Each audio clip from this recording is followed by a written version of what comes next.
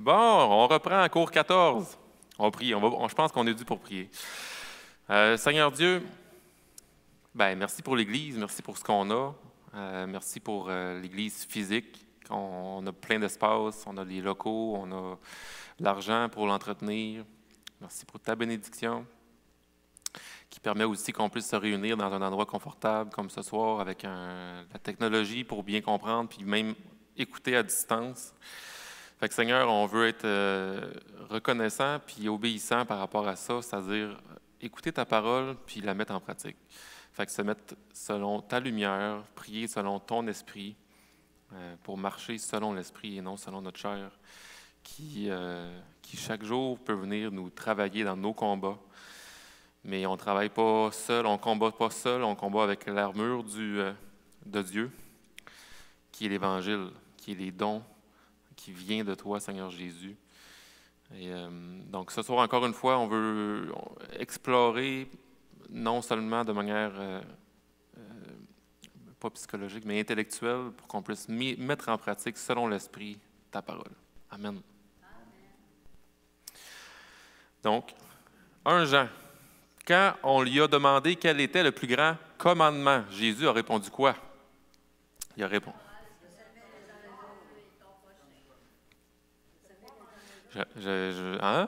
D'aimer le Seigneur notre Dieu et d'aimer son prochain. Donc, c'est quoi l'amour? Parce que là, le plus grand commandement, ça parle d'amour, aimer Dieu puis aimer son prochain. C'est quoi aimer? C'est un sentiment d'excitation interne, c'est de laisser l'autre totalement libre. Tu sais, quand on dit aimer, c'est de laisser l'autre libre, faire ce qu'il veut dans sa liberté.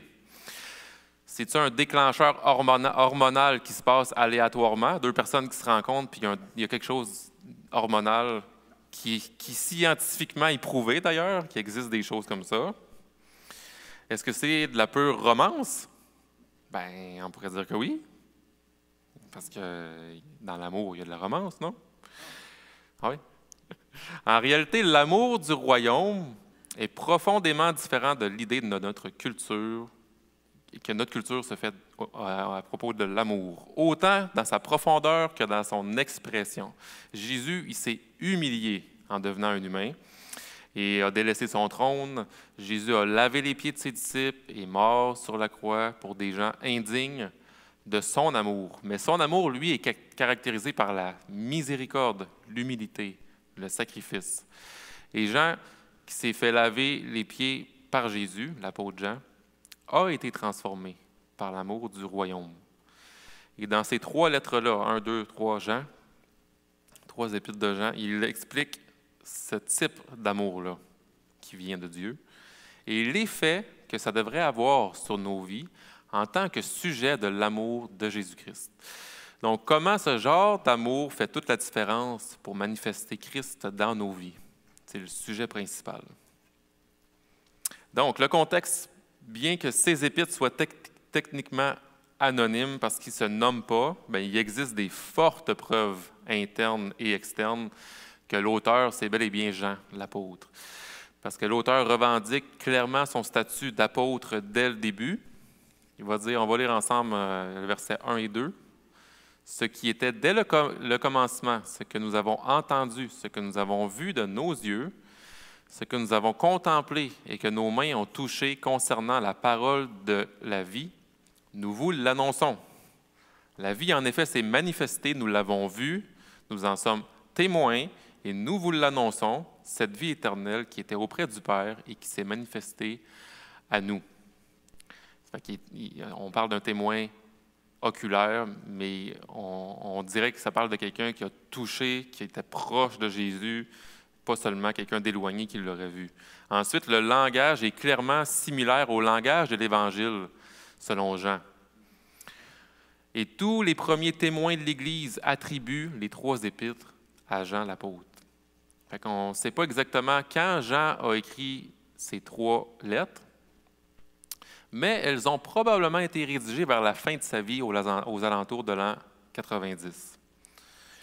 1 Jean va s'adresser à un public plus général, comme Éphésiens, comme on a vu, Les 2 autres sont écrites en prévision d'une visite personnelle. Donc, 2 Jean s'adresse à une église en particulier et 3 Jean à une personne en particulier. Fait qu'on a comme un effet d'entonnoir, comme on a vu avec Éphésiens, Colossiens, Philémon.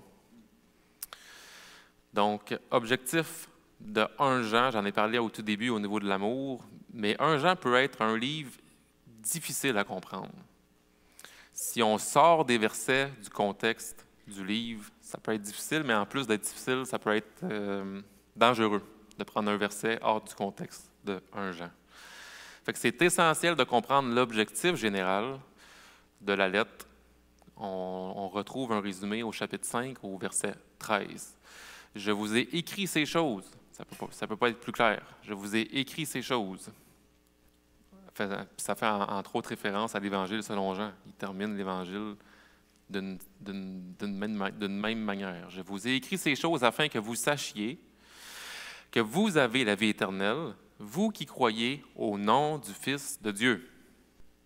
Donc, la raison est qu'il y avait un faux enseignement concernant la preuve et l'œuvre de, pas la preuve, la personne et l'œuvre de Jésus-Christ. Un faux enseignement. Et Jean écrit donc pour s'opposer à cet enseignement, rassurer les croyants par rapport à leur salut, à l'œuvre de Christ. Chapitre 2, 22-23 va dire « Qui est le menteur, sinon celui qui nie que Jésus est le Christ? C'est l'Antéchrist, celui qui nie le Père et le Fils. Celui qui nie le Fils n'a pas le Père, celui qui confesse le Fils a aussi le Père. » Il semblerait que les faux enseignants disaient qu'ils étaient sans péché, on voit ça au verset 8 du chapitre 1, que Jésus n'était pas venu en chair et en os, chapitre 2, verset 22-23, que Jésus n'était pas mort en tant que sacrifice expiatoire pour nos péchés, chapitre 5, verset 6. Dans les 3 cas, c'est des erreurs fondamentales par rapport à notre foi chrétienne, par rapport au salut chrétien. Et Jean écrit donc à partir de 2 perspectives, donc sur le plan doctrinal, réfuter ces faux enseignants. Sur le plan doctrinal, réfuter ces faux enseignants. Et sur le plan pastoral, il veut donner à ses disciples de l'assurance, étant donné d'ailleurs les doutes que les faux enseignants vont semer dans l'esprit des gens de l'Assemblée. Mais une assurance fondée sur des preuves solides afin que les gens puissent évaluer leur propre vie et voir les preuves de la grâce de Dieu dans leur propre vie. Donc, ils vont ressortir de là, le but, c'est qu'ils ressortent de la lettre avec une assurance fortifiée devant Dieu, qui vient de Dieu et non d'eux-mêmes.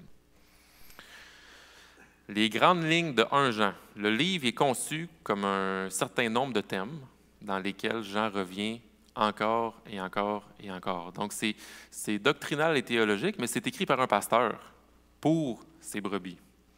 Ce n'est pas un texte argumentaire, okay? Ce n'est pas un texte universitaire. Il faut le voir comme une conversation. Une bonne manière de comprendre, c'est de le voir comme une conversation qu'on pourrait même nous-mêmes avoir avec Jean si Jean était notre pasteur. Il répéterait les mêmes vérités, mais de manière différente, pour nous assurer de la confiance que nous avons en Christ. Fait qu'on va voir cette conversation-là que Jean veut entretenir avec son assemblée. L'introduction, on va voir le chapitre 1, versets 1 à 4. L'introduction, c'est proclamer la parole de vie. Proclamer la parole de vie. On voit que l'auteur, je l'ai dit tantôt, c'est un témoin oculaire. Il proclame le message de Jésus afin que les croyants sachent que la communion avec Dieu et avec les autres est centrée sur une juste compréhension de Jésus, du vrai Jésus que lui a connu en chair et en os. Donc, le premier enseignement de Jean sur l'assurance. J'ai dit qu'elle allait parler pour rassurer puis donner de l'assurance aux chrétiens. Fait que le premier renseignement sur l'assurance, c'est chapitre 1, verset 5 au chapitre 2, verset 14. 1,5 à 2,14, c'est une sorte d'assurance-vie, mais pas une assurance-vie qu'on achète communément. L'assurance-vie chrétienne est fondée sur Jésus-Christ. La question que Jean tente de répondre dans cette partie-là, c'est « Comment savons-nous que nous sommes en Christ? Comment on sait qu'on est en Jésus-Christ? » Hein? Non? OK. Je pensais que vous vouliez parler.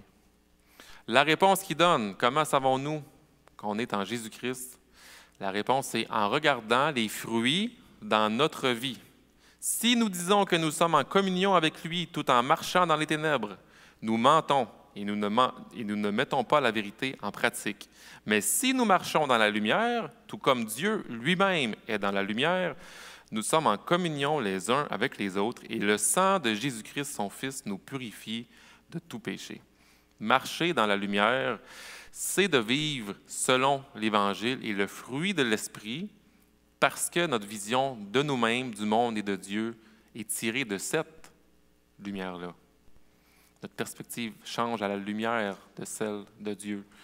Et d'ailleurs, en 2,5, Jean poursuit en disant que l'obéissance au commandement de Dieu, c'est un autre signe qu'on est en Christ.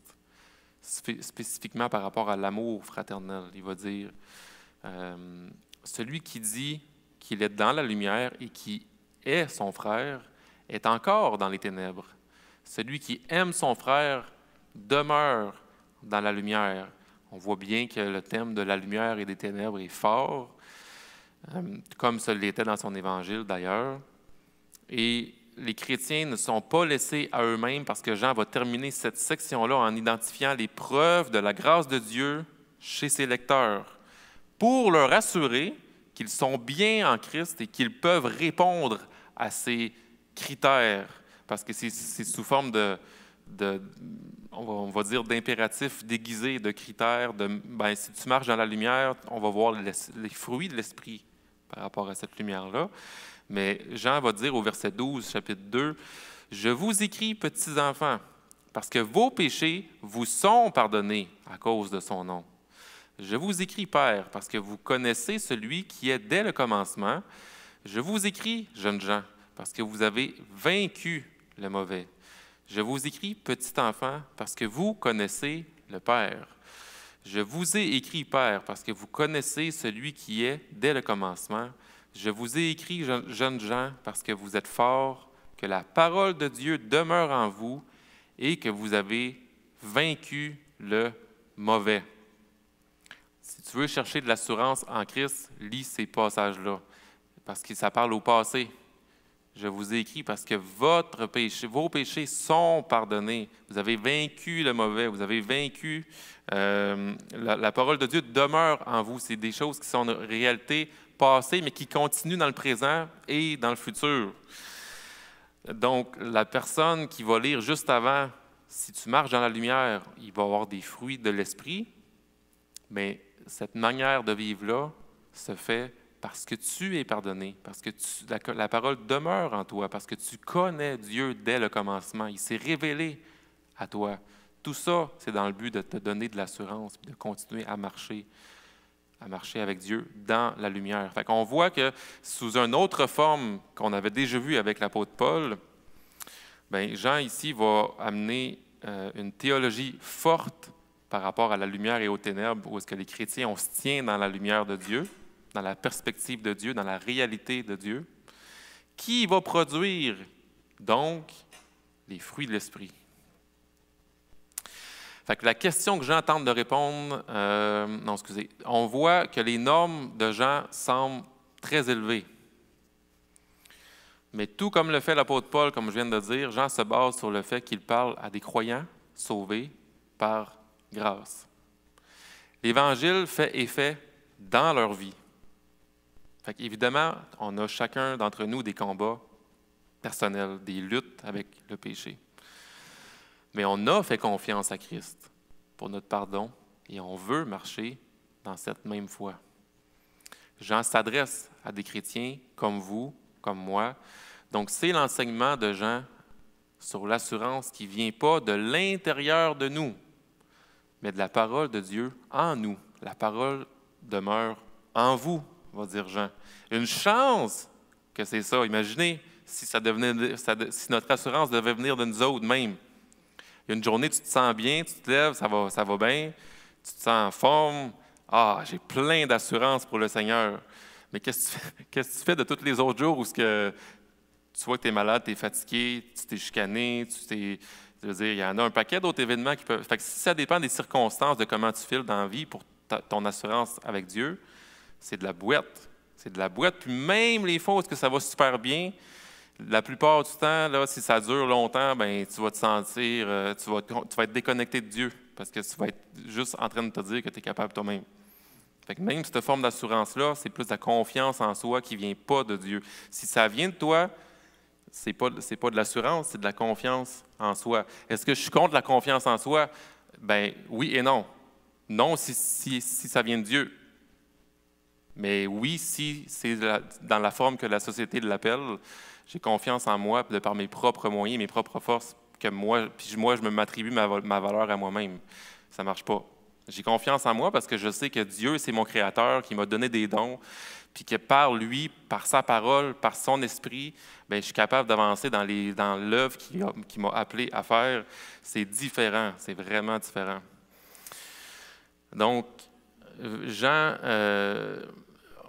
c'est le premier enseignement sur l'assurance devant Dieu dans notre marche chrétienne. Ensuite, Jean va faire un avertissement au chapitre 2, verset 15 jusqu'au verset 27. Il va faire l'avertissement contre le fait de suivre le monde. Verset 15. « N'aimez pas le monde, ni les choses du monde.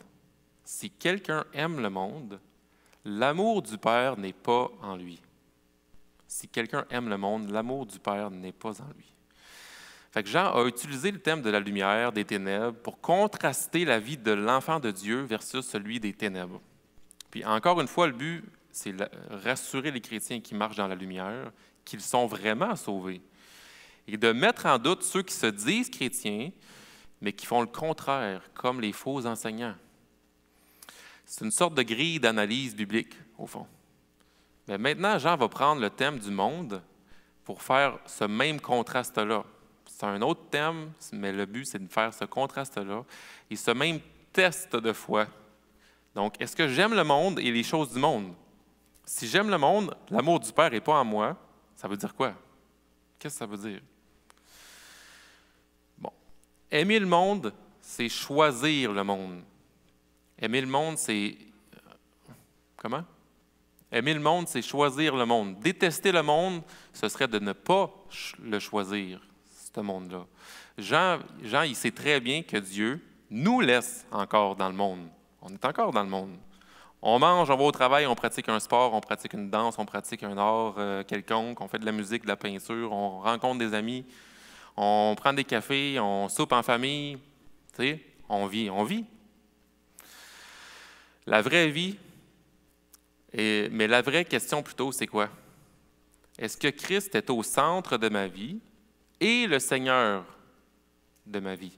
Est-ce que Christ est au centre de ma vie et le Seigneur de ma vie? Fait que Jean va reprendre l'enseignement de Jésus en Matthieu 10, 37-39. « Celui qui aime son père ou sa mère plus que moi n'est pas digne de moi. Et celui qui aime son fils ou sa fille plus que moi n'est pas digne de moi. Celui qui ne prend pas sa croix et ne me suit pas n'est pas digne de moi. Celui qui conservera sa vie la perdra, et celui qui perdra sa vie à cause de moi la retrouvera. » Depuis la chute, le monde est foncièrement à l'opposé de Dieu. Le monde est même un des ennemis de l'homme par ses idéologies contraires à Dieu. Mais le monde a été créé pour qu'on s'en occupe, pour qu'on soit les intendants de Dieu sur terre, à l'image de Dieu. C'est pourquoi le chrétien cherche à travailler, s'amuser, vivre ses relations à la gloire de Dieu. C'est pour ça que je disais tantôt, c'est pas ça la vraie question. On a le droit de vivre. Non sortis du monde, mais avec un regard différent sur le monde. Non sortis du monde, mais avec un regard différent sur le monde, à la lumière de Dieu. Encore une fois, on n'est pas parfait dans nos actions, dans nos pensées, et c'est tellement difficile de ne pas tomber dans le tourbillon des activités du monde actuellement, puis de notre société. On a besoin de la grâce de Dieu et de revenir constamment à lui. Ceux qui étaient là pour la rencontre avec Raphaël Charrier, le livre, dans sa prédication, le mot qu'il a utilisé par rapport à la société séculière, c'est ça? On est sécularisé en voulant dire qu'on est non seulement opposé à Dieu dans nos désirs, mais qu'on n'a pas besoin de Dieu pour vivre notre vie. Qu'est-ce qui fait qu'on a besoin de Dieu? On a de l'argent, on peut être en santé longtemps, on a tout ce qu'il faut, on n'a pas besoin de Dieu. Tellement sécularisé que je n'ai pas besoin de lui. Fait que ça, c'est le monde dans lequel on vit, avec les dangers que ça apporte. C'est pour ça que je dis qu'on a besoin de la grâce de Dieu pour revenir constamment à lui. Puis c'est un des, je disais tantôt, dans toute cette partie-là, c'est un avertissement contre le fait de suivre le monde. OK? Tu avais une question, Serge?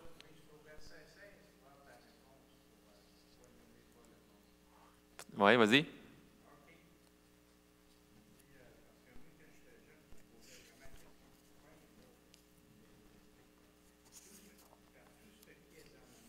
Un petit peu, Serge, c'est pas enregistré, fait que je vais le lire. Serge dit au verset 16, on a une réponse intéressante pour aussi le fait de ne pas aimer le monde.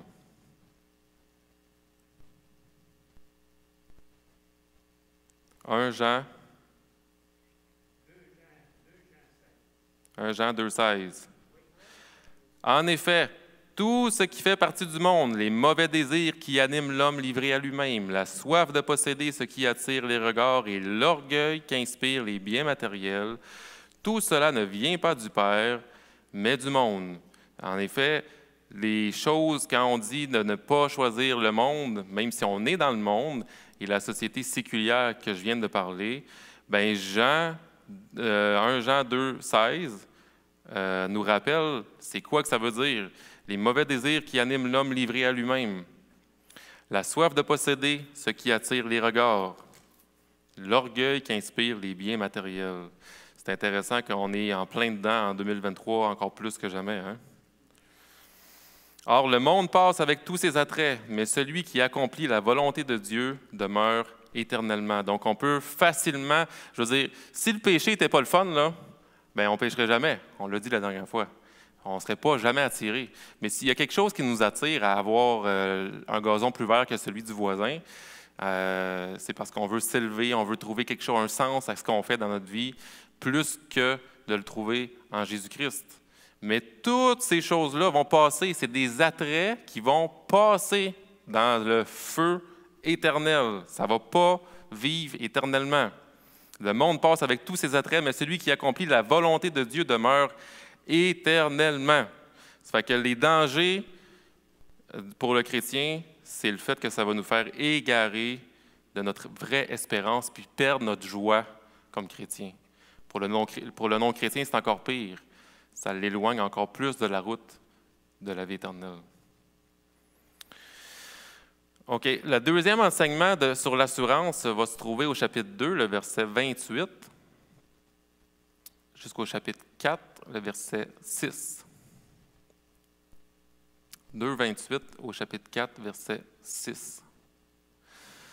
Jean reprend le thème de l'assurance en reprenant de nombreuses choses qu'il a dites auparavant.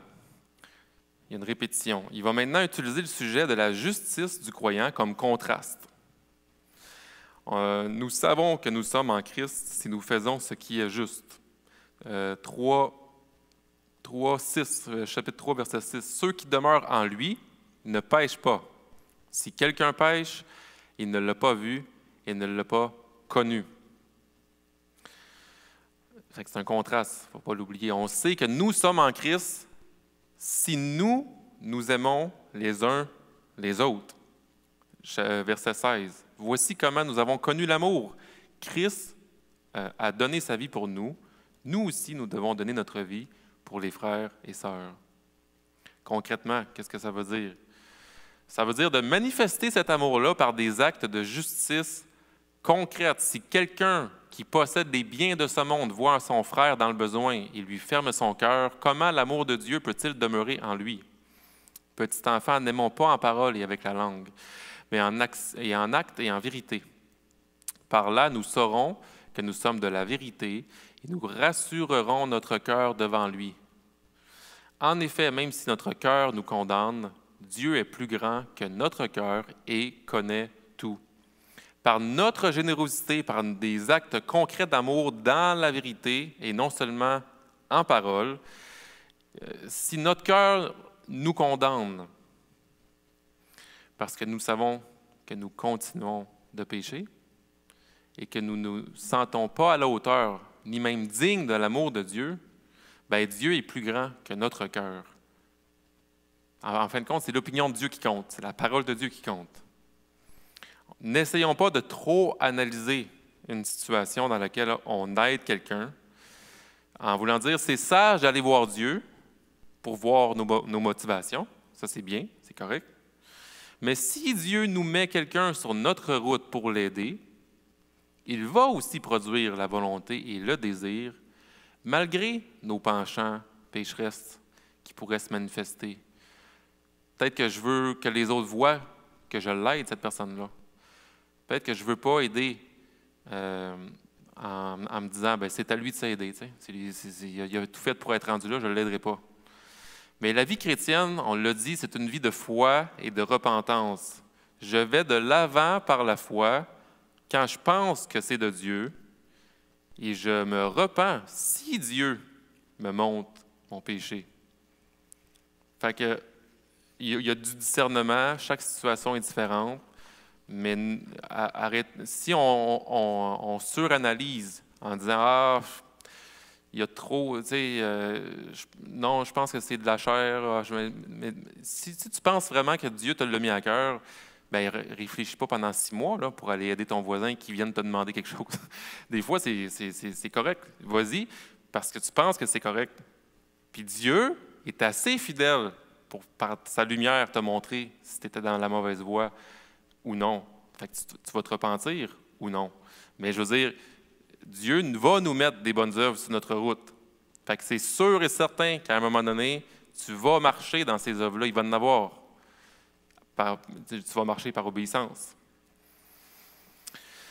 Je dis ça parce qu'on se ment souvent à nous-mêmes. On s'écoute nous-mêmes. Est-ce que notre parole est fiable à nous? Non. Elle n'est pas fiable, notre parole. La vie chrétienne est une vie de foi et de repentance, je l'ai dit. Fait que c'est vraiment ça qui va faire la différence.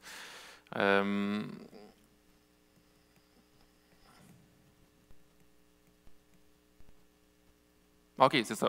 Dans tout ce que je viens de dire, l'obéissance et l'amour vont affermir notre assurance devant Dieu. Dans cette partie-là de 1 Jean, c'est l'obéissance dans l'amour qui affermit notre assurance devant Dieu. Fait que non seulement l'obéissance et l'amour, mais Jean nous rappelle que la présence du Saint-Esprit confirme notre position en Christ. Chapitre 3, verset 24. « Celui qui garde ses commandements demeure en Dieu, et Dieu en lui. Et nous savons par là qu'il demeure en nous par l'Esprit qu'il nous a donné. » 4, 2. Voici comment identifier l'Esprit de Dieu. Tout esprit qui reconnaît que Jésus est le Messie venu en homme est de Dieu. C'est qui reconnaît, qui voit réellement comme il faut voir. Quand j'étais à l'école secondaire, ça me prenait des lunettes de vue. Mais je ne savais pas que ça me prenait des lunettes de vue. Ça a pris du temps avant de me rendre compte. Puis, ou bien je ne voulais pas voir, en tout cas. Puis, il y avait un carrefour, comme probablement bien des écoles secondaires, où est-ce que tous les élèves marchaient pendant la récréation, on faisait des tours. T'sais. pouvait faire 5 tours là, du carrefour. Fait qu'on voyait pas mal tout le monde. Puis après ça, la cloche sonnait. Fait qu'on tourne en rond, mais je ne reconnais pas les gens que je connais. Je veux dire, ça me prend des lunettes.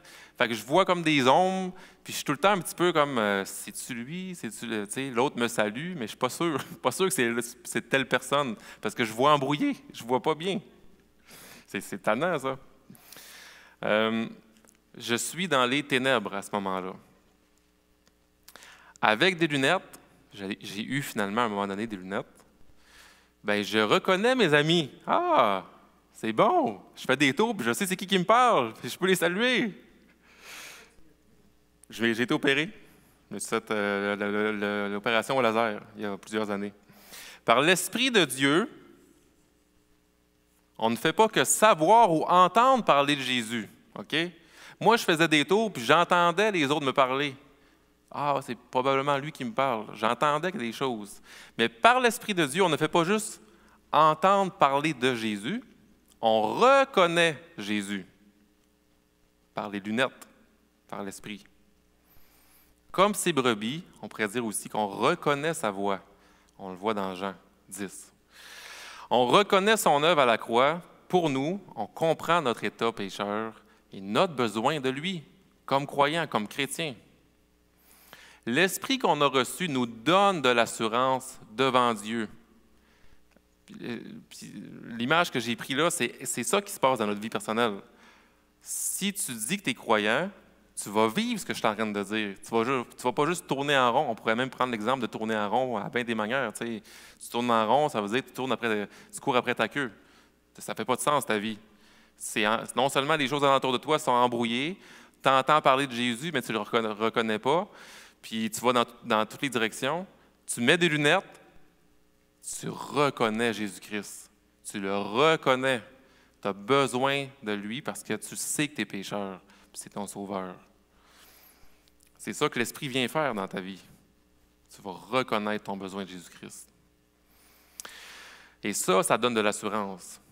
Je dis ça, mais l'Esprit donne de l'assurance. Donc, c'était le deuxième enseignement sur l'assurance du chrétien. Donc, ensuite, il va dire une exhortation par rapport à l'amour et à la foi. L'exhortation de Jean, c'est au chapitre 4, verset 7, jusqu'au chapitre 5, verset 12. Exhortation à l'amour et à la foi. Par rapport à l'amour, Jean revient sur la source de l'amour et ce que l'amour produit. Et cet amour consiste non pas dans le fait que nous avons aimé Dieu, mais dans le fait que lui nous a aimés et a envoyé son Fils comme victime expiatoire pour nos péchés. Bien-aimés, puisque Dieu nous a tant aimés, nous devons nous aussi nous aimer les uns les autres. Ça, c'est sur l'amour. Sur la foi, Jean revient sur la confiance en Jésus comme assurance de son salut. Celui qui croit au Fils de Dieu a le témoignage en lui-même. Quiconque croit que Jésus est le Messie est né de Dieu. L'amour, la foi, l'obéissance, puis l'amour, la foi, l'obéissance. C'est pas mal ça qu'on a vu, hein? L'amour, la foi, l'obéissance. C'est Jean qui se répète. C'est une bonne technique de pasteur. Tu répètes sans cesse les mêmes choses de manière différente. Là, c'est de manière avec d'autres contrastes. La lumière, les ténèbres, la justice de Dieu. Parle de contraste, mais le thème est pareil. C'est les mêmes thèmes à chaque fois. À la fin de son épître, premier épître, il va résumer justement ces thèmes-là. Nous reconnaissons que nous aimons les enfants de Dieu au fait que nous aimons Dieu et respectons ses commandements. En effet, l'amour envers Dieu consiste à respecter ses commandements. Or, ces commandements ne représentent pas un fardeau, puisque tout ce qui est né de Dieu remporte la victoire contre le monde, et la victoire qui a triomphé du monde, c'est votre foi. C'est bon, hein?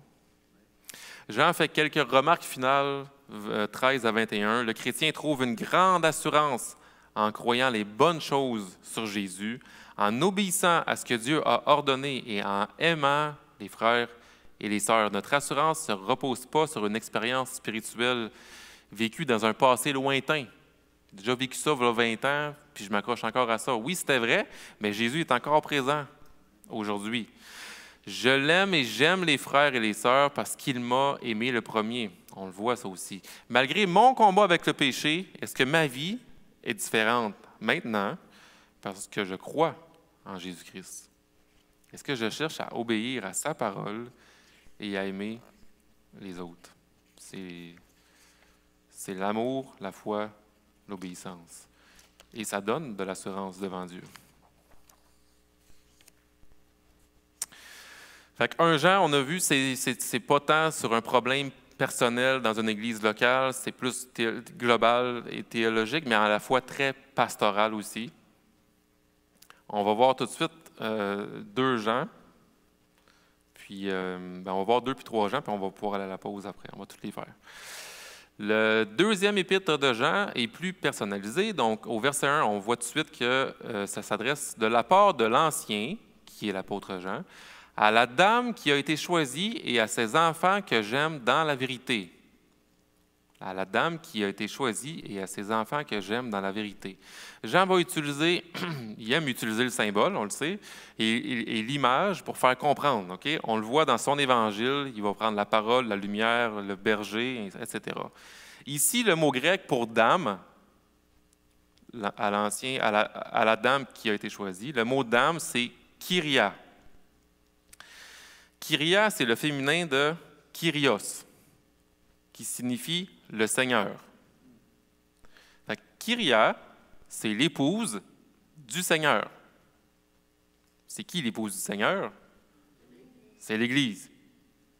Jean fait référence à l'Église, une communauté chrétienne locale spécifique, et aux enfants de Kyria, c'est-à-dire à ses membres.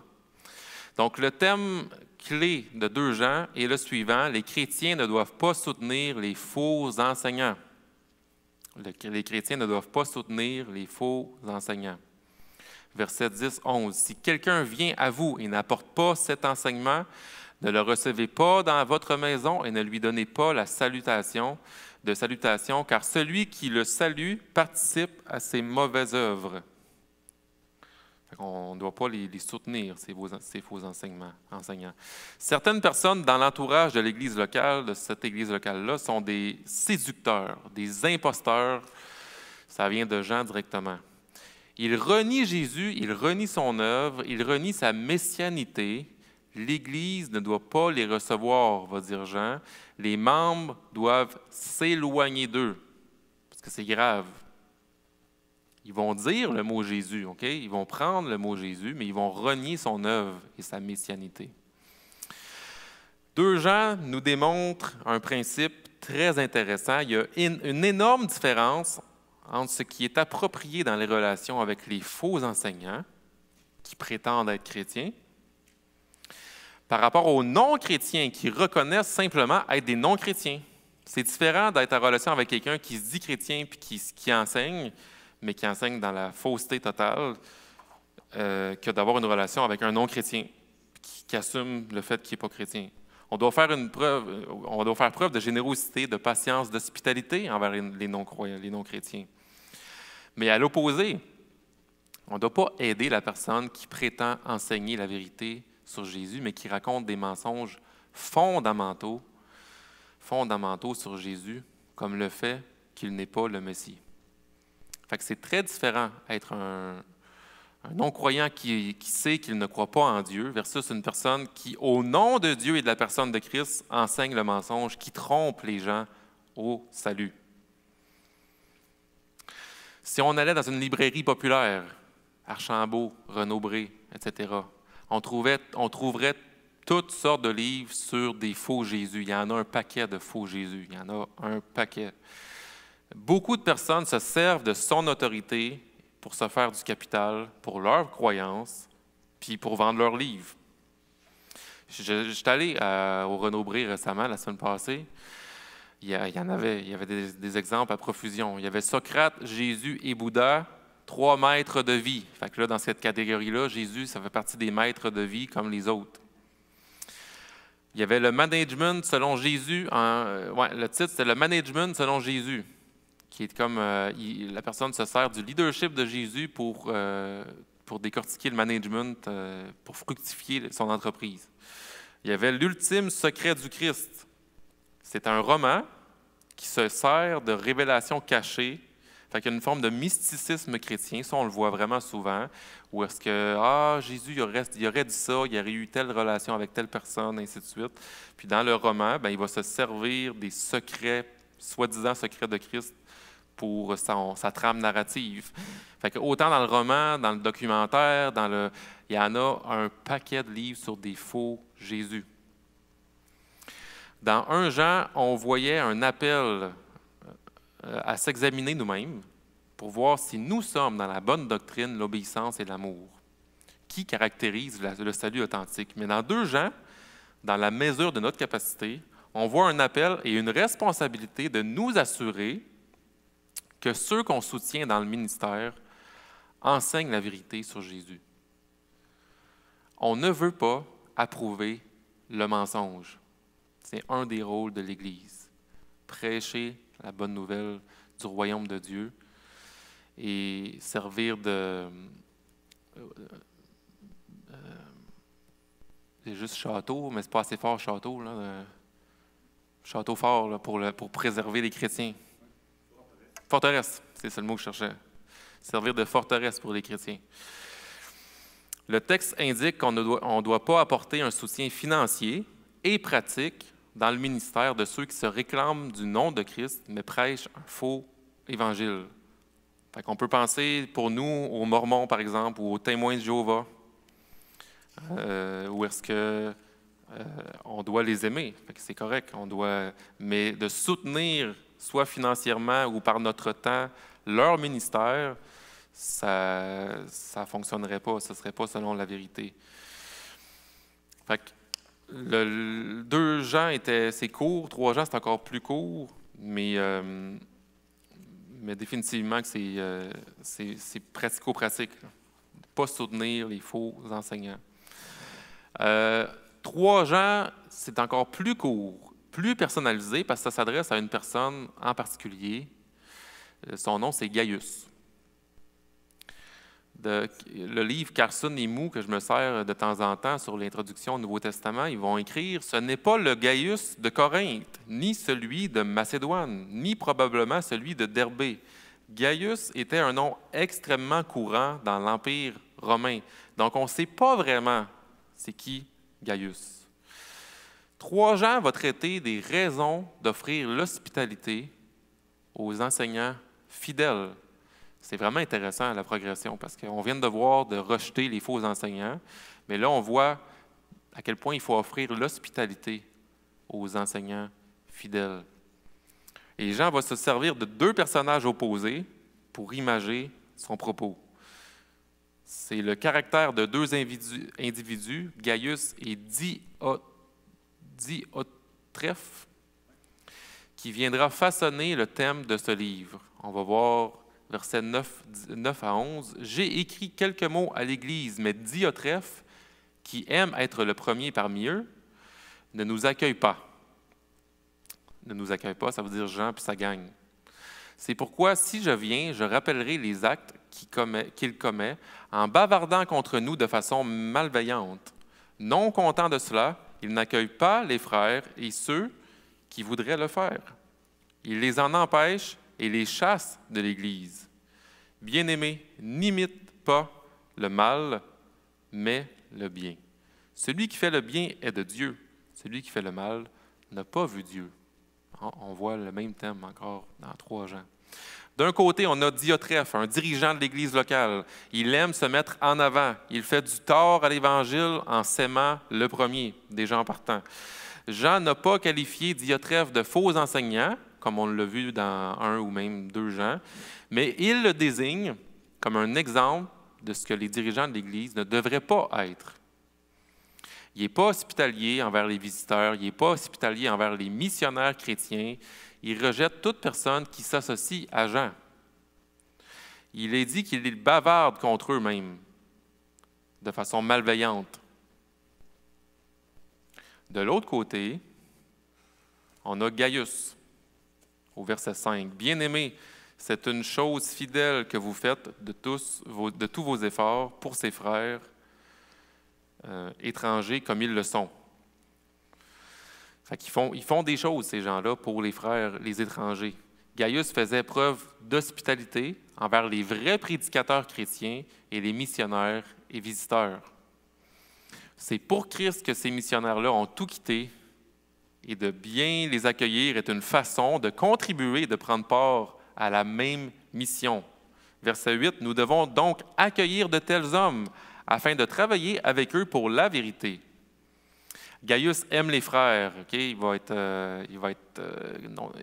avoir de la compassion, mais pas juste ça, il va être vraiment hospitalier envers eux. Diotrephe, il va s'aimer lui-même. Gaius donne pour ses frères. Diotrephe veut s'assurer que les choses se passent comme lui, il veut. Il veut se protéger lui-même. Donc, comme vu dans 1 Jean, Gaius est celui qui comprend la bonne doctrine, obéit aux commandements et aime les autres chrétiens. Il n'y a pas de... j'aime le fait de dire que Diotrephe veut se protéger lui-même parce que souvent, si dans le poste de ministère que Diotrephe a, il veut se protéger lui-même, c'est parce qu'il n'est pas là pour les bonnes raisons. Il veut s'élever, puis il veut se protéger dans son rôle de dirigeant. Fait qu'il n'a pas compris l'amour véritable, puis la mission qui est pas de s'élever nous-mêmes, qui est de s'humilier comme Jésus-Christ a fait pour servir les autres et annoncer la bonne nouvelle. Fait que si, là, Pasteur Jeff va parler souvent de donner le ballon à l'autre, si Dieu a donné le ballon à quelqu'un, puis que c'est à ce quelqu'un-là qui s'est rendu à jouer, puis qui joue bien avec le ballon, bien, encourageons-le dans tel ministère, puis dans telle activité. Ne soyons pas jaloux que ça fonctionne, au contraire. Même si la personne, on n'est pas d'accord avec tous ses points théologiques, si la personne, c'est un croyant fidèle à Jésus-Christ, bien, on est content, on est heureux. Donc Gaius, c'est celui-là qui comprend la bonne doctrine, mais aussi qui obéit au commandement, mais aussi il aime les autres chrétiens. Il est content que le royaume avance. L'hospitalité à l'égard des ouvriers est commandée. C'est un modèle que nous aussi on suit à la Bible parle, de toute façon. La Bible parle, on a cet énoncé de mission-là que nous devrions même continuer à suivre dans l'avenir. Parce que je rappelle, j'ai déjà dit que quand on soutient quelqu'un, comme on le fait dans la mission, bien, on le soutient vraiment, on fait partie de son ministère. On travaille ensemble avec eux pour la vérité. Et encore une fois, il y a une sagesse à avoir en tant qu'Église. On en a parlé quelques fois. Dans l'Église locale, on veut être des bons intendants de l'argent que Dieu nous prête pour décider quelle mission on veut soutenir. C'est sûr que nous, il y a la Bible parle, mais il y a d'autres types d'organisations qu'on peut soutenir. C'est le rôle du CA, c'est certain, et aussi de certaines décisions qui sont faites, qu'on décide en rencontre de membres, qui sont plus pratico-pratiques. On a déjà parlé de ces décisions-là dans les rencontres de membres, et tous les membres sont appelés à dire leur opinion s'ils sont malaisés par rapport à certaines décisions. Le problème n'est pas là. Je pense qu'il y a toujours eu une ouverture par rapport à ça. La conclusion de 1, 2, 3 Jean, bien, dans 1 Jean, la lettre pose la question « Es-tu en Christ? Affirmes-tu la divinité, l'humanité de Christ? Marches-tu dans la lumière de Dieu? Aimes-tu le corps de Christ? Malgré mon combat avec le péché, est-ce que ma vie est différente parce que je crois en Christ? À travers, bien sûr, les hauts et les bas de ma vie, est-ce que je cherche, malgré tout, à ultimement lui obéir? Est-ce qu'à la fin de la journée, je me dis, crime, une chance que je l'ai, où est-ce que j'irais? Où est-ce que j'irais sans Jésus-Christ? Est-ce que je suis repentant quand je ne lui obéis pas? Selon 1 Jean, comme chrétien, la réponse à ces questions peut te donner de l'assurance dans ton salut et ta marche avec lui, parce que tu le vois agir en toi progressivement, une journée à la fois, une saison à la fois.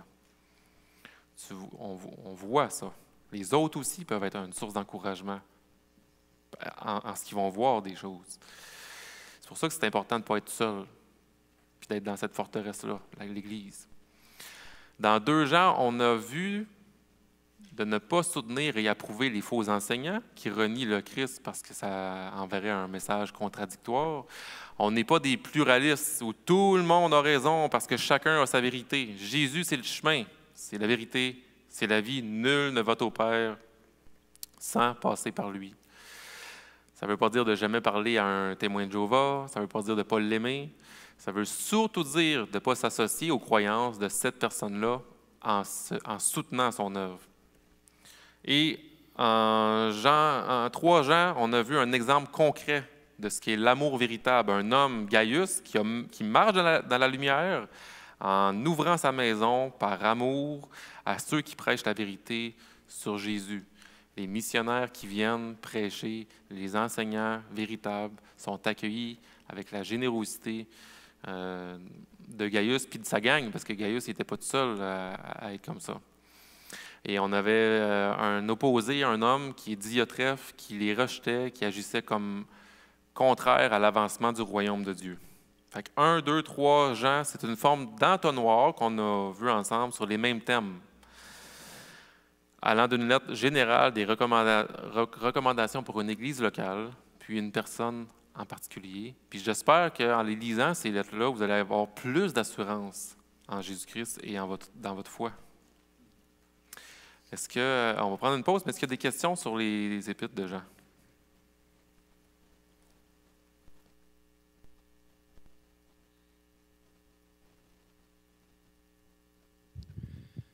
Parce que tu as parlé d'un extrait de Jean où il parle de ne pas saluer. Est-ce que concrètement, tu pourrais peut-être nous donner un peu une explication, qu'est-ce que ça veut dire, la question de ne pas saluer? Je ne sais pas si tu as besoin de revérifier le texte ou quelque chose. Mais... Oui, on va revoir le texte. Merci.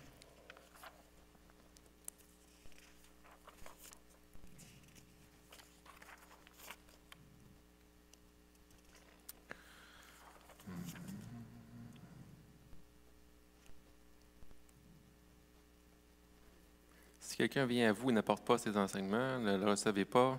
OK.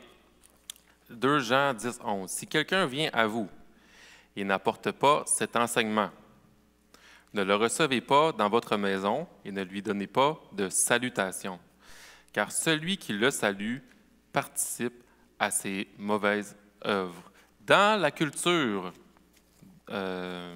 juive de l'époque, j'imagine que ça doit être encore comme ça aujourd'hui, mais particulièrement dans ce temps-là, la maison, d'ailleurs, c'est des églises maisons en passant. Je ne l'ai pas dit, mais c'est des églises maisons.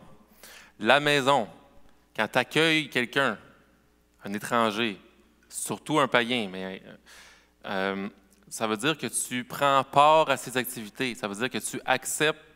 Ça fait penser à Jésus-Christ qui se tenait avec les gens de mauvaise vie, qui soupait avec eux autres.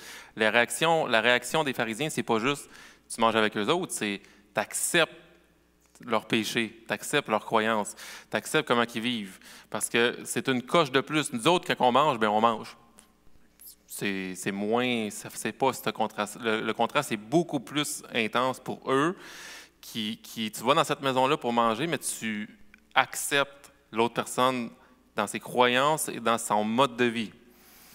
Donc, le verset veut aussi parler parce qu'il en parle juste avant, ne le recevez pas dans votre maison et ne lui donnez pas la salutation. C'est spécifiquement en train de dire, faites pas ça parce que sinon ça voudrait dire que tu accepterais qui il est dans son mode de vie, puis qu'est-ce qu'il croit, puis tu vas t'associer à lui. C'est ça. Bienvenue. D'autres questions ou commentaires?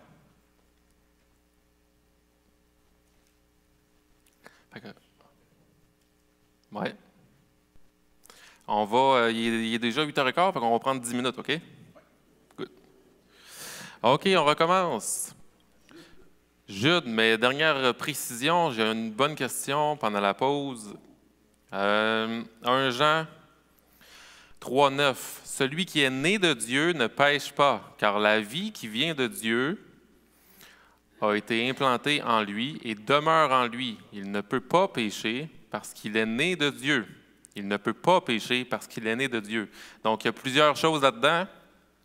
Première chose, la personne qui est née de Dieu et qui a l'Esprit de Dieu en lui, souvenez-vous de Galates 5, qui va parler de marcher selon l'Esprit de Dieu versus marcher selon les œuvres de la chair. Bien, dans l'Esprit, tu ne pêches pas. Tu es dans l'Esprit de Dieu. Il y a une différence, en fait, dans l'explication entre être pécheur puis être pécheur. Bizarre, hein? Bien, notre identité n'est plus pécheur. On n'est plus des pécheurs, on est des justifiés. On a été justifiés en Christ. Donc, notre position devant Dieu, c'est des justifiés. On n'est plus esclaves du péché, va nous dire l'apôtre Paul. Mais on est pécheur encore dans les actions qu'on fait dans notre chair. Fait qu'il y a une différence entre être pécheur comme identité et pécheur dans le fait qu'on fait des péchés dans notre chair. Mais celui qui est né de Dieu, par la semence incorruptible, va nous dire Pierre, qui est en nous, qui est implanté en nous, on ne peut pas pécher par cet esprit-là. OK? En marchant dans l'esprit, on ne peut pas pécher. C'est pas juste on ne pêche pas, c'est on ne peut pas. Ça nous pointe vers la vie éternelle. Quand on va être en sa présence, on ne pourra pas pécher. Notre seul désir, ça va être de lui obéir. Fait que dans l'esprit, le chrétien ne peut pas pécher. Est-ce que le chrétien pêche? Oui. Pas dans son identité, mais le chrétien, dans le monde qu'on vit encore, dans sa chair, fait des péchés encore. Fait qu'on n'est pas en train de dire que nous, on est parfait. Mais la Bible dit qu'on est saint. On n'est pas parfait, mais on est parfait. Comprenez-vous?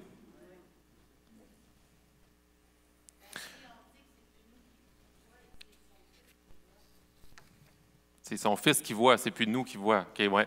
C'est par rapport à notre salut, la justice, c'est sa justice. Ouais. Puis en même temps, dans notre vie présente, ben, Dieu voit nos péchés. Mais oui, tu as raison. Ben, exactement. Ne pas pratiquer le péché, puis marcher, ça veut dire selon l'Esprit. Mais je voulais au moins expliquer ce verset-là parce que c'est vrai, c'est un verset, comme le premier coup qu'on lit, même par après, tu peux peut-être te demander, soit que tu te dis « Ah, le chrétien ne pêche plus », ou ben que là, tu comprends mal, dans le sens que tu penses que dans ta vie de tous les jours, tu es parfait dans tous les sens du mot, loin de là. Ou, en tout cas, peu importe, c'est bien d'en reparler.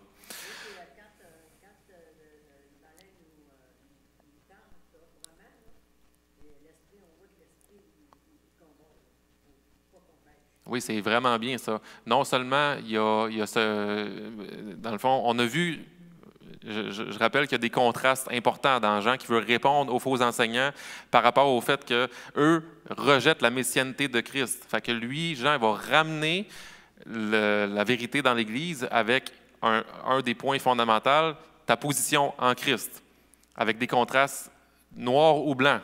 Tu es dans la lumière ou tu es dans les ténèbres.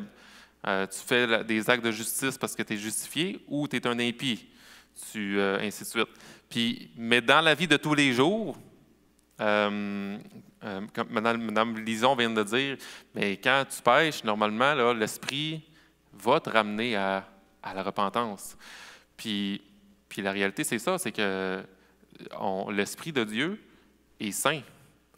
Il est en dedans de nous, puis il nous ramène, il nous pointe vers Jésus-Christ. Oui, mais quand tu es vraiment tenté, des fois, ça m'est déjà arrivé que j'étais vraiment tenté par mon péché. Oui? Puis, je voyais que je résistais parce que l'Esprit me fortifiait. Wow, ça c'est excellent, excellent, excellent. Mme Lison est en train de dire que même avant de pécher, l'Esprit nous avertit. Il y a des fois où l'Esprit nous avertit de « non, t'as peu, là, tu vas dans la mauvaise direction ». C'est la grâce de Dieu par l'Esprit, vous avez raison, c'est tout à fait ça. Ce qui est une preuve aussi qu'on a l'Esprit, qui nous redonne de l'assurance. Parce que je rappelle aussi que l'autre idée de Jean, c'était de redonner de l'assurance aux croyants qui avaient été mis en doute par rapport à Christ. Non, vous l'êtes. Voici pourquoi vous l'êtes. Voici pourquoi, ce à quoi vous croyez, la manifestation de cette croyance-là, puis ça, c'en est une des manifestations que vous venez de dire, l'Esprit qui est en nous, puis qui va nous protéger, qui va nous ramener continuellement à Christ. Jude, Jude, bon, on y va? C'est un des 4 demi-frères de Jésus cités dans les Évangiles. Un des 4 demi-frères de Jésus dans les Évangiles.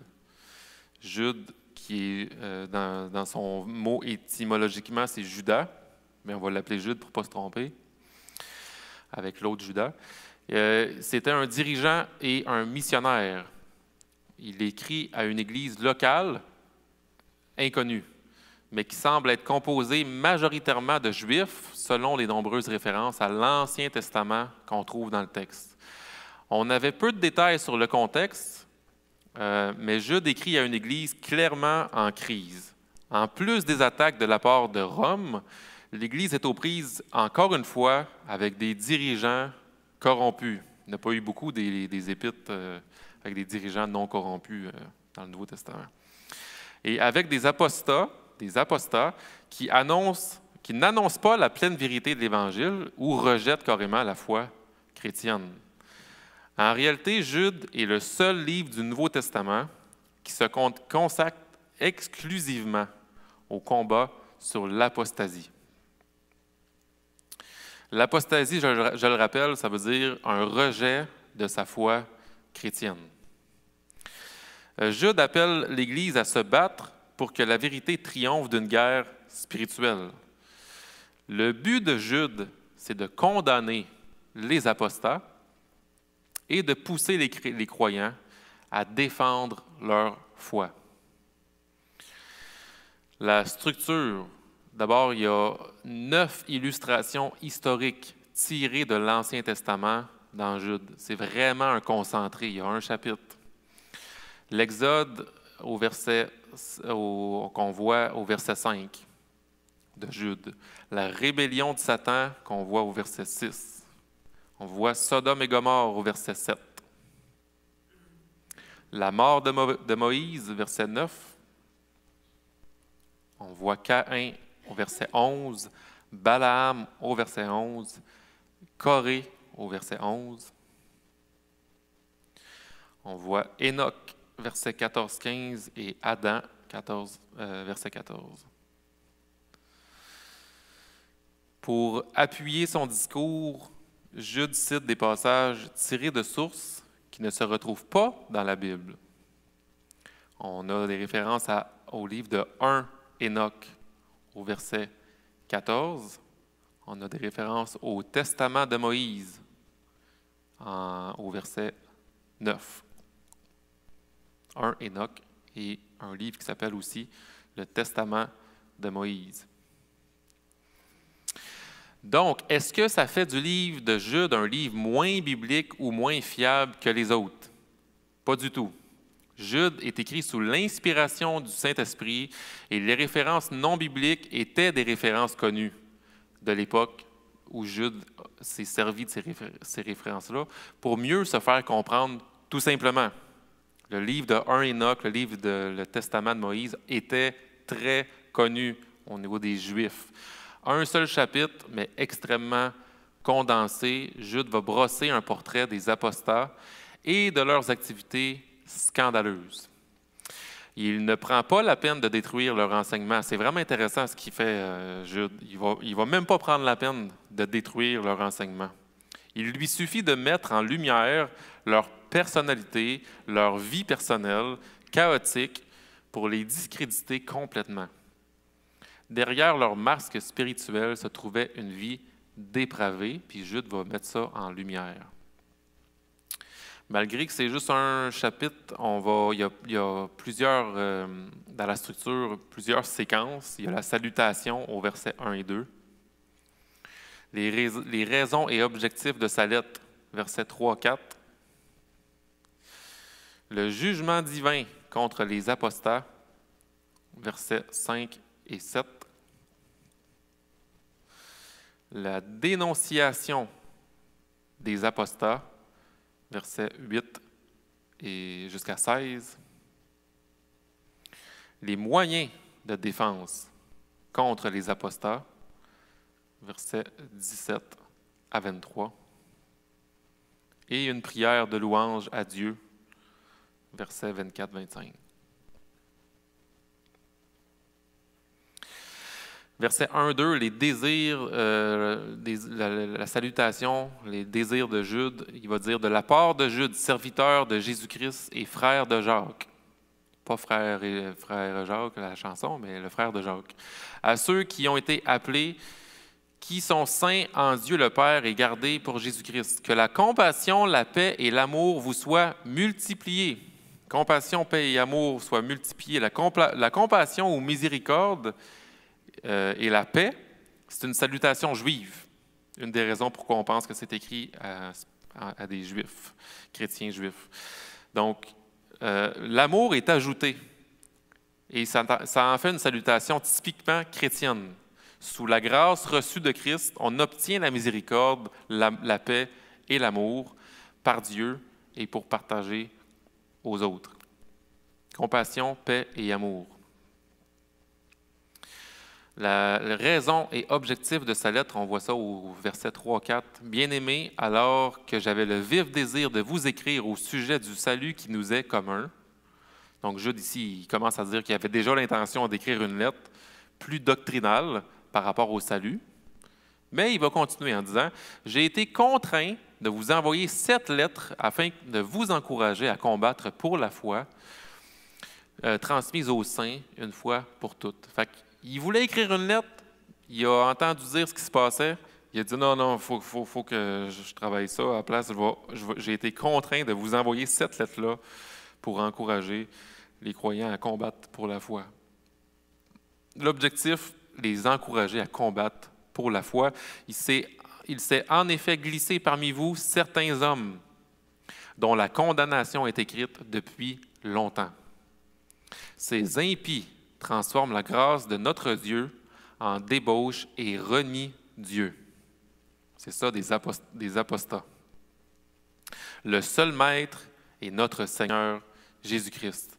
La raison, c'est qu'il y a des hommes dans l'Église qui sont sous la condamnation de Dieu. Jude les appelle les impies. Fait qu'on en déduit que ces hommes-là, il ne les considère pas comme des chrétiens, mais comme des gens du monde. Et ces impies transforment le message de l'Évangile, de la grâce de Dieu, en reniant Dieu et Jésus-Christ et en vivant des vies de débauchés. C'est pourquoi il va dire, au verset 5 à 7, il va parler des jugements divins qui reposent encore sur ces apostats-là. Je veux vous rappeler, à vous qui le savez bien, que le Seigneur, après avoir sauvé le peuple en le faisant sortir d'Égypte, a fait ensuite mourir ceux qui s'étaient montrés incrédules.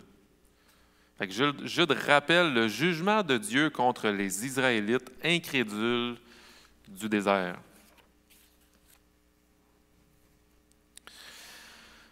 Quant aux anges qui n'ont pas conservé leur rang, mais qui ont abandonné leur demeure propre, il les a enchaînés éternellement dans les ténèbres pour le jugement du grand jour. Jude rappelle maintenant le jugement de Dieu contre les anges déchus. Donc, premièrement, Jude rappelle le jugement de Dieu contre les Israélites dans le désert, le jugement de Dieu contre les anges déchus. Il va continuer. De même, Sodome et Gomorrhe et les villes voisines qui se sont livrées comme eux à l'immoralité sexuelle et à des relations contre nature sont donnés en exemple et subissent la peine d'un feu éternel. Troisièmement, donc, Jude rappelle le jugement de Dieu contre l'immoralité sexuelle de Sodome et Gomorrhe. Fait qu'il y a un pattern. Il y a un pattern ici de 3 exemples. Jude va déclarer que ces impies-là de l'Église recevront aussi le jugement de Dieu. C'est une fois, on aurait compris l'exemple, mais Jude prend la peine de nous donner 3 exemples de jugement de Dieu sur que les Juifs comprennent bien, tirés de l'Ancien Testament, pour vraiment, vraiment faire un effet de « ils sont déjà jugés ». Et ce jugement commence maintenant sur terre, en dénonçant publiquement ces apostats. Et c'est ça le cœur de la lettre de Jude. La dénonciation des apostats, c'est au verset 8 jusqu'au verset 16. Fait que Jude va continuer à utiliser des récits connus pour les Juifs du temps pour dénoncer les apostats.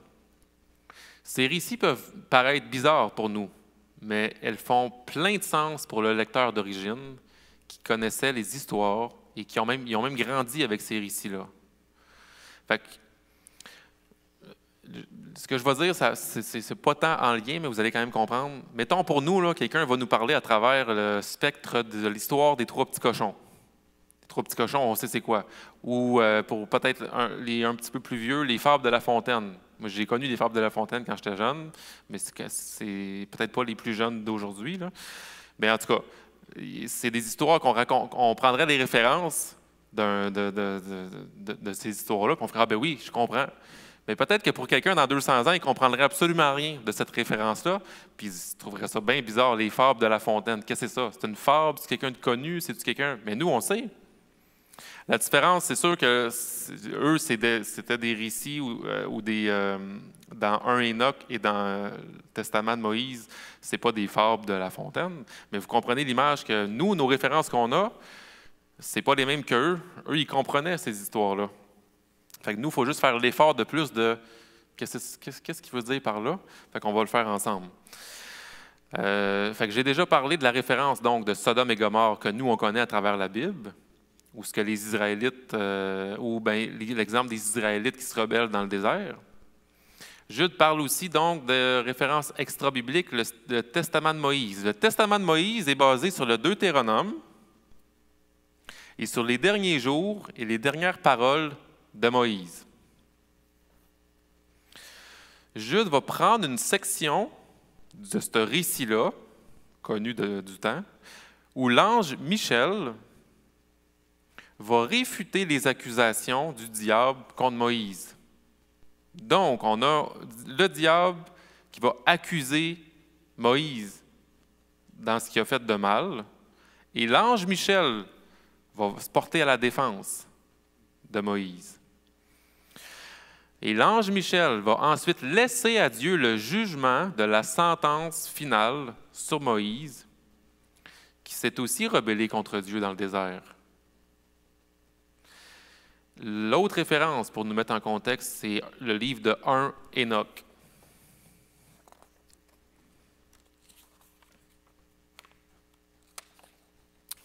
Donc, le livre de 1 Enoch, c'est des anges déchus qu'on peut voir dans Genèse 6. 1 Enoch interprète, ça ne veut pas dire que c'est vrai, mais 1 Enoch va faire l'interprétation de Genèse 6, que les fils de Dieu, de Genèse 6, sont des anges déchus et rebelles contre Dieu, qui ont eu des rapports sexuels avec des femmes. Ils ont été jugés en conséquence de ça. Tous les exemples que Jude va prendre dans cette section-là servent à dénoncer les apostats. Fait que souvent, quand vous prenez Jude et vous le lisez pour la première fois, là, qu'est-ce que c'est ça? Je ne comprends pas. L'ange Michel, qu'est-ce que ça vient faire là? Bien, rappelez-vous l'objectif. Toute la lettre est pour défendre la foi, pour accuser les apostats. Fait que les histoires, si on ne les comprend pas, on peut étudier par rapport à ça, mais souvenez-vous que vous n'êtes pas en train de manquer complètement quelque chose si vous vous souvenez que c'est vraiment une défense de la foi et une accusation contre les apostats à travers des histoires qui sont connues pour eux. Donc, et puis les plans ou les accusations, c'est leur rébellion contre l'autorité de Dieu, leur impureté sexuelle et leur rejet des messagers de Dieu ou du message des apôtres. Fait que Jude va, comme j'ai dit tantôt, ne va pas accuser l'enseignement même si c'était des faux enseignants. Des apostats même, c'est pire que des faux enseignants, il enseigne l'opposé de l'Évangile. Mais il ne va même pas s'attaquer à ça, il va s'attaquer à leur rébellion contre l'autorité de Dieu, à leur impureté sexuelle et les rejets des messagers ou du message des apôtres. C'est intéressant parce qu'on a vu un Jean, on vient de voir les épîtres de Jean qui parlaient de quand tu es chrétien, il y a une assurance devant Dieu par rapport non seulement à ta croyance, à tes doctrines fondamentaux que tu crois, mais aussi à ton mode de vie, Et là, dans Jude, il ne va même pas parler des croyances de ces personnes-là. Il va s'attaquer à leur mode de vie pour dire, vous voyez à quel point ils ne sont pas parmi vous, cette gang-là. En un seul verset, Jude ajoute 3 autres exemples qui accusent les apostats. En un seul verset, Jude va ajouter 3 autres exemples. Il va dire « malheur à eux, les apostats, car ils ont suivi la voie de Caïn. Ils se sont jetés pour un salaire dans l'égarement de Balaam. Ils se sont perdus en se révoltant comme Corée. » Fait que Caïn, il a assassiné son frère par jalousie. Il a construit une ville qui est caractérisée par la rébellion contre Dieu. Puis cet exemple-là, c'est un exemple des apostats qui sont rebelles contre Dieu. Balaam, c'est un sorcier qui est incapable de maudire Israël, mais qui a quand même réussi à les piéger par l'idolâtrie, par la corruption sexuelle. Encore une fois, il prend l'exemple de Balaam pour dire « Voici comment sont les apostats parmi vous ». Il va prendre l'histoire de Corée, qui est un Lévite qui a dirigé une rébellion contre Moïse et qui a reçu comme jugement de Dieu la mort en étant englouti par la terre. La terre s'est ouverte, puis ils l'ont englouti, lui et sa gang. Fait que Jude, il ne peut pas être plus clair. Il y a un verset, il y a 3 exemples très clairs de l'Ancien Testament. Une image vaut 1000 mots. Dans Jude, c'est ça. Ou un exemple vaut 1000 mots. Mais quand on pense que Jude en a fini avec les apostats, il va mettre le clou dans le cercueil avec 3 autres images tirées de l'Ancien Testament. Il va dire ces apostats sont semblables aux bergers égoïstes d'Ézéchiel 34. Il va dire qu'ils sont des nuages sans pluie, comme on voit dans Proverbes, des nuages sans pluie. Ça veut dire qu'ils n'ont pas de fruits de leur... ils sont par nature d'enseignants puis de dirigeants, ils sont supposés apporter de la pluie, qui est positif, de faire croître. Mais les autres n'ont pas de pluie. Il n'y a rien, ils sont morts. Ils sont semblables aux flots agités d'Ésaïe. Ils sont égoïstes, ils ne produisent pas de fruits, ils apportent la division, ils apportent le chaos, sans même s'attaquer à leur enseignement. Jude les disqualifie de par comment ils mènent leur vie. Verset 14-15. Jude revient sur le jugement de Dieu envers les apostats qui devraient leur servir d'avertissement. Fait que Jude fait cet avertissement à partir, encore une fois, du livre de 1 Enoch, le livre extra-biblique de 1 Enoch. Il va le faire en citant le chapitre d'ouverture de 1 Enoch, qui est « Voici que le Seigneur est venu avec ses saintes troupes pour exercer un jugement contre tous et pour faire rendre compte à tous les impies qui sont parmi eux de tous les actes d'impiété qu'ils ont commis et de toutes les paroles dures qu'en pécheurs impies ils ont proférées contre lui. » C'est l'image de la justice de Dieu qui va s'abattre contre eux, contre les impies. Ces apostats tiennent des grands discours, ils flattent les gens par intérêt, mais la colère de Dieu demeure sur eux. Fait que Jude peut paraître sévère, on peut penser qu'il ne lâche pas, mais Jésus a usé de la même colère envers les maîtres de la loi, envers certains pharisiens. Il va les traiter de serpents, de race de vipères, il va dire que leur père, c'est Satan. En fait, c'est le diable. Il trompe le peuple au nom de Dieu. Ça montre à quel point la parole du Seigneur, c'est un trésor pour nous, mais c'est précieux pour Dieu parce que ça le représente lui-même. On a un Dieu jaloux. Toute la gloire lui est due, lui revient. Et qu'est-ce qu'on a fait de la parole qui a été faite chair? Bien, on l'a tué à la croix. Sauf que ici, Jude n'est pas sévère. Il va défendre ce qui est le plus précieux pour Dieu. Son honneur, sa gloire. à travers sa parole. Les moyens de défense contre les apostats, ça on le voit au verset 17, au verset 23. Fait que là, il va se tourner, il a parlé beaucoup des apostats, il les a accusés à travers plein d'exemples de l'Ancien Testament et aussi des histoires connues. Puis là, au verset 17, il va dire « Quant à vous, bien-aimés », il parle à l'Église, « souvenez-vous de ce que les apôtres de notre Seigneur Jésus-Christ ont annoncé. Ils vous disaient, à la fin des temps, il y aura des moqueurs qui vivront en suivant leurs désirs impies. Ce sont ceux qui provoquent les divisions, sont dominés par leur nature propre et n'ont pas l'esprit. » Donc, on voit un premier moyen de défense pour nous, l'Église. Se souvenir des avertissements de Jésus et des apôtres au sujet de ces prédicateurs corrompus qui déformeront la bonne nouvelle. Il faut comme être conscient, être aux aguets que ça arrive, que ça va arriver. Pierre, Jean, Jacques, Paul, Jésus ont tous parlé de ces prédicateurs qui sont présents ou qui vont finir par arriver.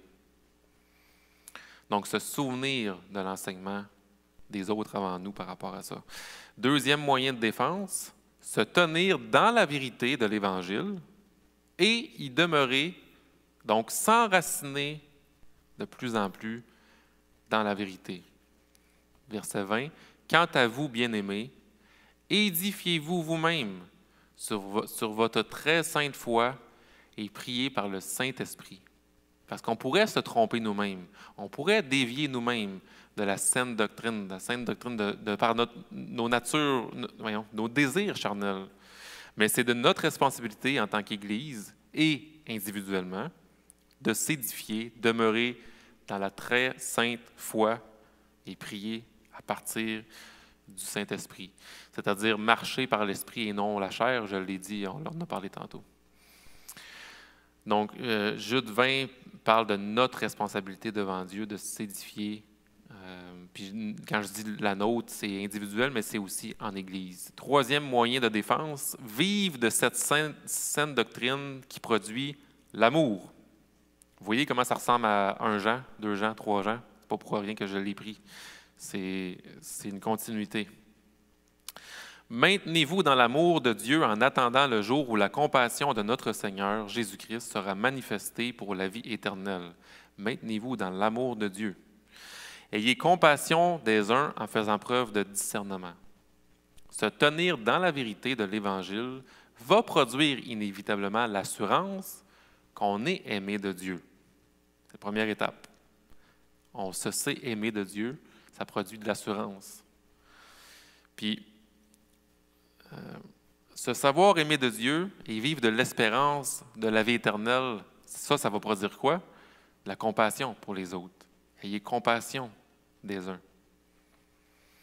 Fait qu'il y a des victimes dans l'histoire, des prédicateurs corrompus, des victimes qui ont besoin de compassion ou de patience, parce qu'ils peuvent rester avec des doutes, peut-être par rapport à leur propre salut, par rapport à c'est qui j'ai pris finalement le vrai Jésus.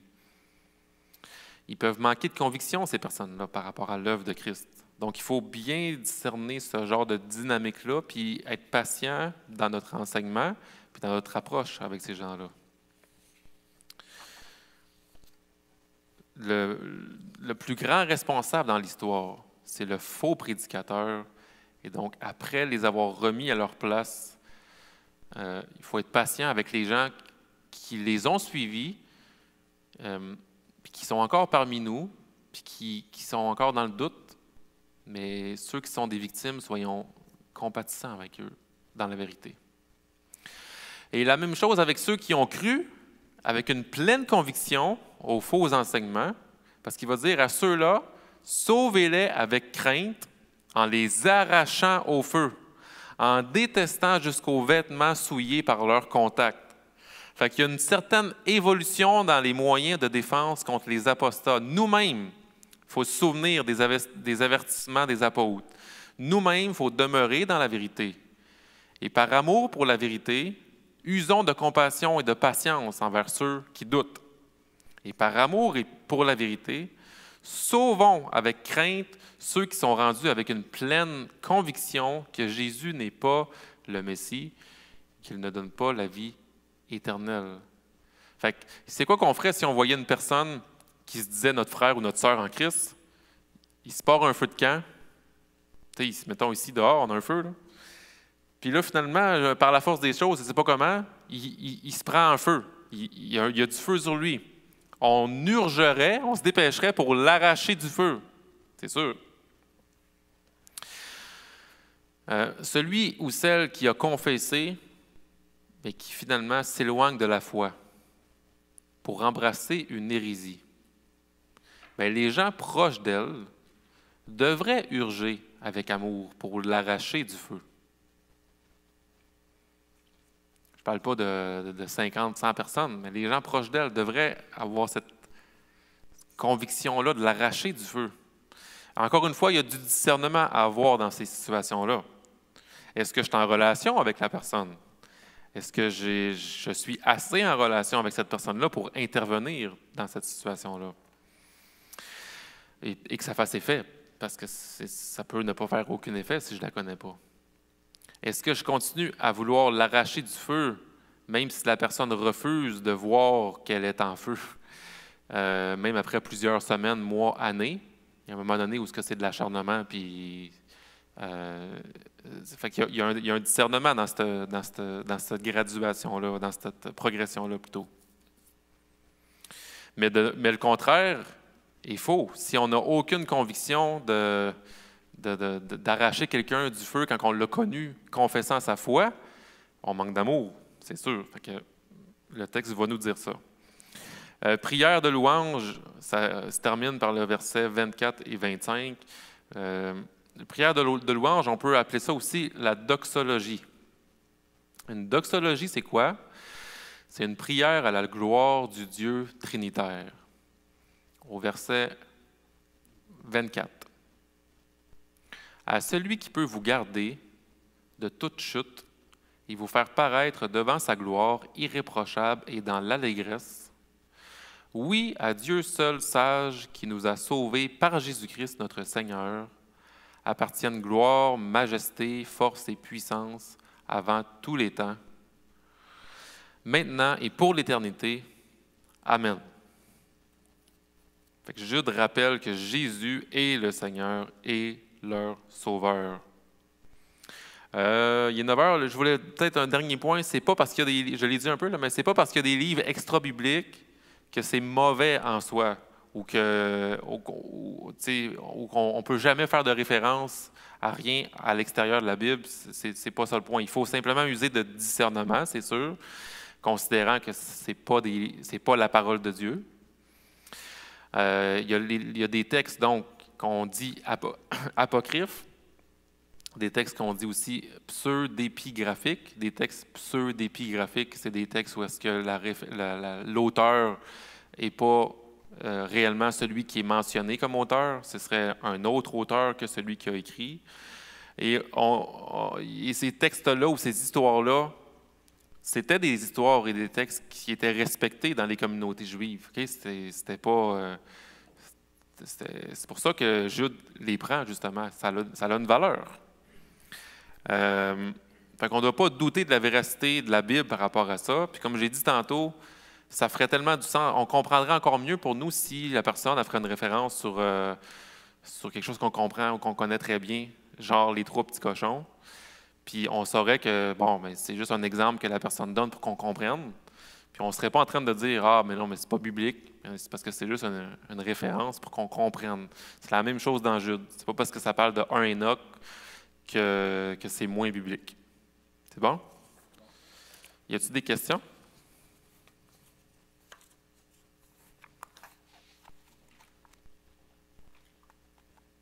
Sur Jude? Ça fait qu'il reste juste 3 livres. 1 Pierre, 2 Pierre et Apocalypse. C'est des gros livres. Fait que, moi, je m'attends à ce qu'on finisse le 22 juin, mais je suis en préparation, ça fait qu'on verra, là, mais on garde quand même la date du 22 juin. C'est bon? Ah, vas-y. Ah, ah, je savais pas. La doxologie.